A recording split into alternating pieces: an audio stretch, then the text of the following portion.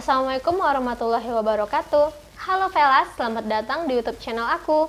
Di video kali ini, aku akan menjelaskan tentang sejarah atau asal-usul dari Hari Buruh Internasional atau yang lebih dikenal dengan International May Day. Nah, sebelum aku menjelaskan tentang Hari Buruh Internasional, aku mohon supaya kalian semua subscribe dan like dulu channelku ini ya.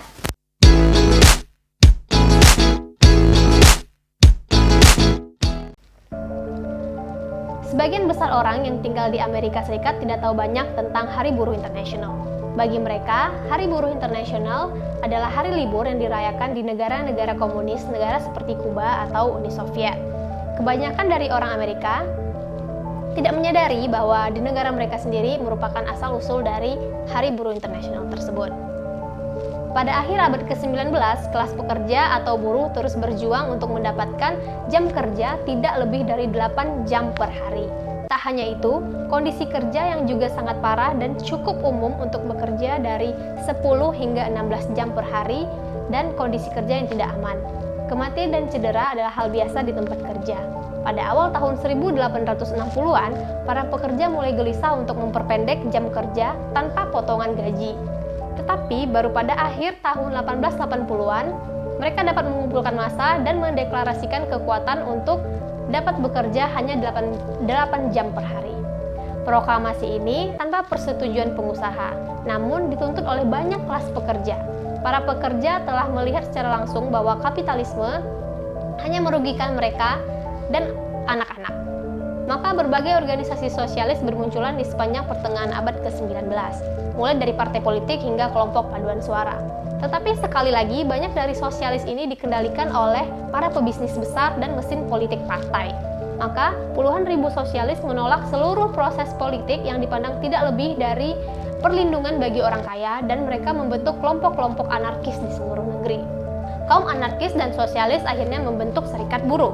Pada 1 Mei 1866, lebih dari 300.000 pekerja dari 13.000 bisnis di seluruh Amerika Serikat meninggalkan pekerjaan mereka dalam perayaan Hari Mei pertama dalam sejarah.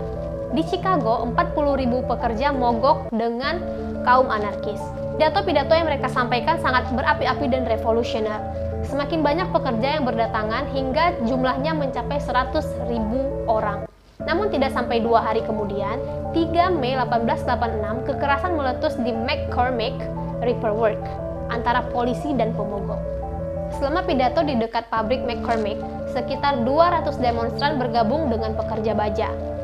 Pemukulan dengan polisi meningkat menjadi lemparan batu oleh para pemogok yang ditangkapi oleh polisi dengan tembakan.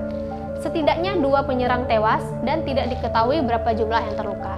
Akhirnya perwakilan publik dipanggil di lapangan Haymarket untuk membahas kebrutalan polisi. Karena cuaca buruk dan pemberitahuan yang singkat, hanya sekitar 3.000 dari puluhan ribu orang yang muncul dari hari sebelumnya. Di sini juga tergabung wali kota Chicago yang bernama Carlton Harrison Senior dan anak-anaknya. Kemudian wali kota bersaksi bahwa kerumunan tetap tenang dan tertib. Dan wali kota juga mengatakan bahwa tidak ada yang menggunakan kekerasan terhadap siapapun.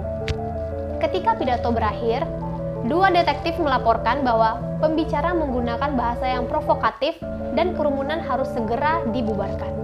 Ketika polisi mulai membubarkan kerumunan yang sudah menipis, sebuah bom dilemparkan ke jajaran polisi. Tidak ada yang tahu siapa yang melempar bom itu, tetapi polisi marah dan polisi mulai menembaki kerumunan. Jumlah pasti warga sipil yang terbunuh atau terluka tidak pernah diterbitkan, tetapi diperkirakan 7 atau 8 warga sipil tewas dan 40 orang terluka. 1 petugas meninggal di tempat dan 7 lainnya meninggal pada minggu-minggu berikutnya.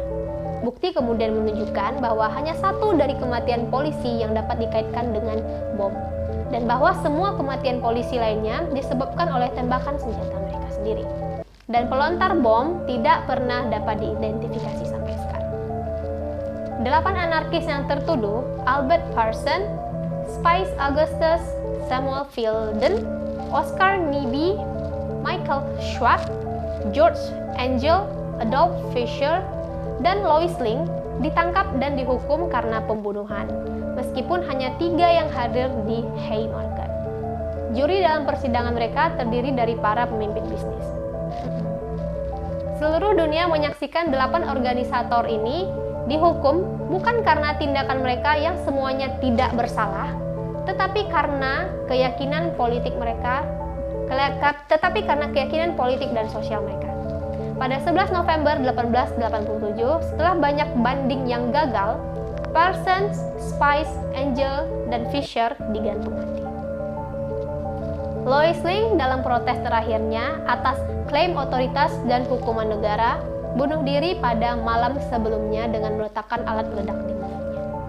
Organisator yang tersisa, Fielden, Niebee, dan Schwab diampuni 6 tahun kemudian oleh Gubernur Al Galt yang secara terbuka mencerca hakim yang memimpin persidangan tersebut. Ironisnya, May Day adalah hari libur resmi di 66 negara dan secara tidak resmi dirayakan oleh banyak negara, tetapi itu kurang diakui di negara di mana ia dimulai. Lebih dari 100 tahun telah berlalu sejak hari Mei pertama itu, maka pada awal abad ke-20, pemerintah Amerika Serikat mencoba mengekang perayaan dan mencoba menghapusnya dari ingatan publik dengan menetapkan 1 Mei sebagai Hari Hukum dan Ketertiban.